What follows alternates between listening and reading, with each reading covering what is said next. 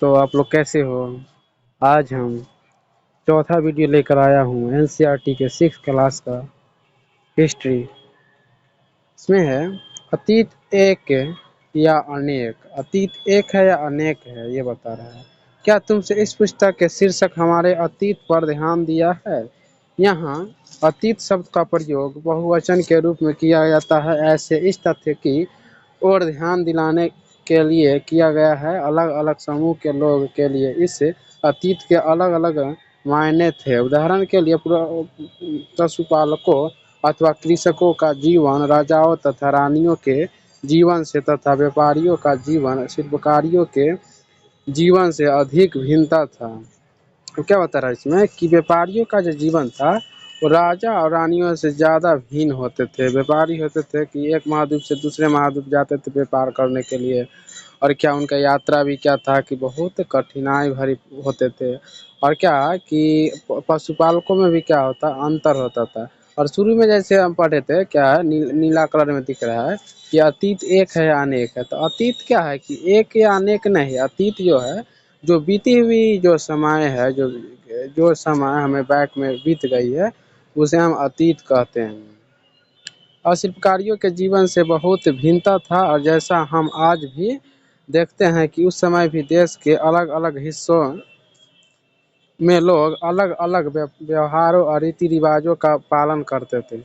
अब क्या है कि पहले भी क्या होता था, अच्छा अभी भी देखते हैं क्या कि देश के अलग अलग हिस्से के लोग जो होते हैं वो अलग अलग व्यवहार करते हैं। उनका रीति रिवाज अलग होता है, उनका सांस्कृतिक अलग होता है। तो पहले भी अतीत में भी ऐसे ही होता था कि एक राज्य के लोगों का जो रीति रिवाज अलग होता था, दूसरे राज्य के लोगों का अलग रीति रिवाज होता था और भिन्नता पाई जाती थी लोगों में।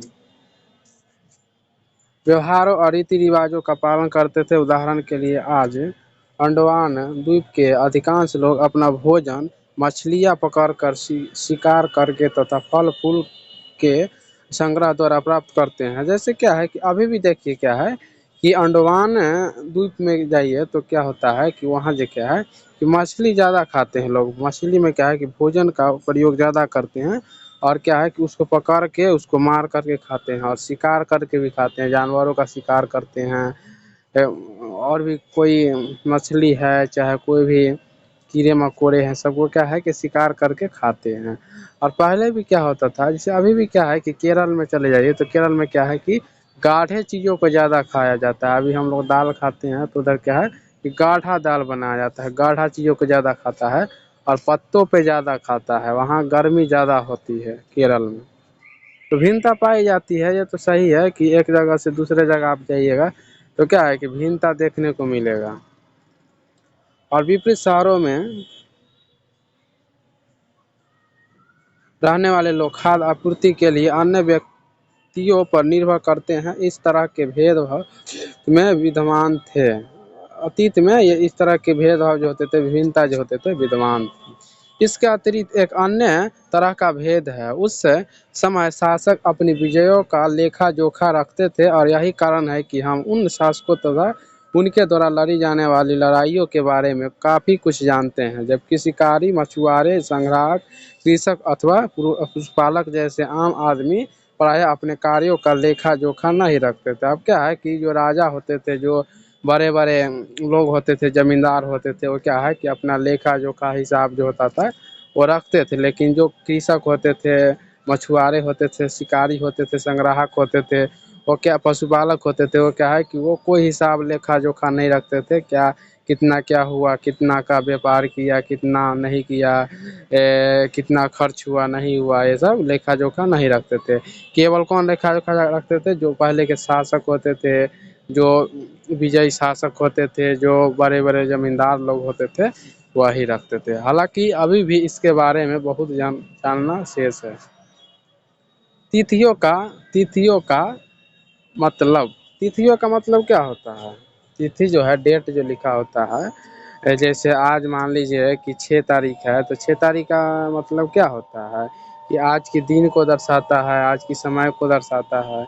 और इसमें दिया है वो बताते हैं। अगर कोई तुमसे तिथि के विषय में पूछे तो तुम शायद उस दिन की तारीख, माह, वर्ष जैसे कि 2000 या इसी तरह का कोई और वर्ष बताओगे। वर्ष की यह गणना ईसाई धर्म प्रवर्तक ईसा मसीह के जन्म की तिथि से आती है और अतः 2000 वर्ष पहले कहने का तात्पर्य ईसा मसीह के जन्म के 2000 वर्ष के ईसा मसीह के जन्म के पूर्व की कभी सभी तिथियों ईसा से पहले के रूप में जानी जाती है। इस पुस्तक में हम 2000 को अपना आरंभिक बिंदु मानते हैं, परंतु उससे पूर्व की तिथियों का उल्लेख करेंगे। अब क्या है कि तिथि जो होते हैं, जैसे तिथि है तो अभी क्या है कि ईस्वी में चलता है।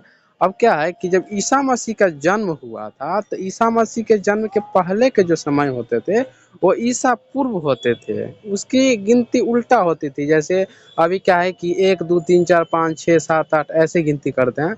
तो ईसा ईसा पूर्व में क्या होता था, ईसा मसीह के जन्म के पहले क्या होता था ईसा पूर्व में कि उल्टी गिनती होती थी। जैसे अगर वर्ष की गिनती होगी तो अभी जैसे क्या है कि 2024 चल रहा है, तो उस समय क्या है कि 24 से काउंट होगा, 24 23 22 21 20 19 18 ऐसे होगा, उल्टी गिनती होती थी।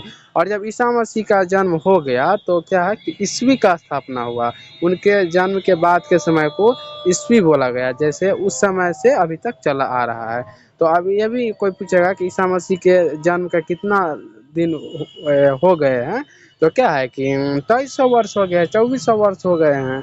तो तिथि का यही महत्व है कि यही कहेंगे कि जब ईसा मसीह का जन्म के बाद के समय को हम ईस्वी कहते हैं और उनके जन्म के पहले के समय को ईसा पूर्व कहते हैं।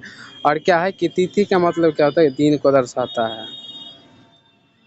और दोस्तों और बताते हैं।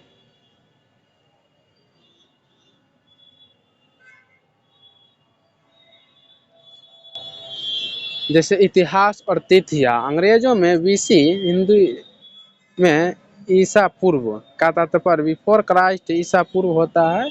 अब क्या है कि ईसा पूर्व का जो इंग्लिश में क्या होता है, बिफोर क्राइस्ट कहते हैं, बिफोर क्राइस्ट कहते हैं, जिसका हिंदी में मतलब क्या होता है कि ईसा पूर्व, उल्टी गिनती होती थी। कभी कभी तुम तिथियों से पहले एडी हिंदी में लिख पाते हैं। एनो डोमनी नामक 2 लैटिन शब्दों से बना है, इसका तात्पर्य ईसा मसीह के जन्म के बाद के वर्ष को। अब क्या है कि ईस्वी को हम इंग्लिश में क्या एडी लिखते हैं, जिसका मतलब फुल फॉर्म क्या होता है कि एनो डोमनी, एनो डोमनी मतलब कि ईस्वी, जन्म ईसा मसीह के जन्म के बाद के समय को ईस्वी कहते हैं। कभी कभी एडी की जगह सीई तथा बीसी की जगह वीसीई का प्रयोग होता है। सीई अक्षरों का प्रयोग कॉमन एरा तथा बीसीई का बिफोर कॉमन एरा। जैसे अब क्या है कि ईसा ईसा पूर्व को हम कभी कभी क्या है कि बीसी क्या है कि BCE लिखते हैं, कभी कभी लिखते हैं, तो इसका फुल फॉर्म क्या होता है, बिफोर कॉमन एरा होता है।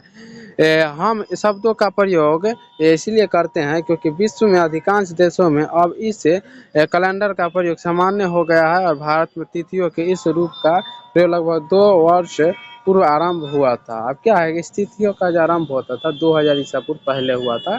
जैसे अभी क्या है कि अभी से जोड़िएगा तो 2400 ईसा पूर्व हो गया है, 2300 वर्ष हो गया है ईसा मसीह के जन्म के पहले।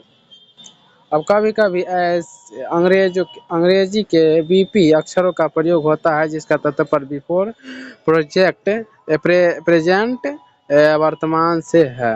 अब क्या है कि इंग्लिश में बीपी लिखते हैं, बीपी लिखते हैं कभी कभी ईस्वी को, तो क्या इसे बिफोर प्रेजेंट कहते हैं, जिसे वर्तमान। आशा होगा दोस्तों आप लोग को समझ में आया होगा। अब क्या है कि खत्म हो गया है। थैंक यू दोस्तों, ऑल ऑफ यू।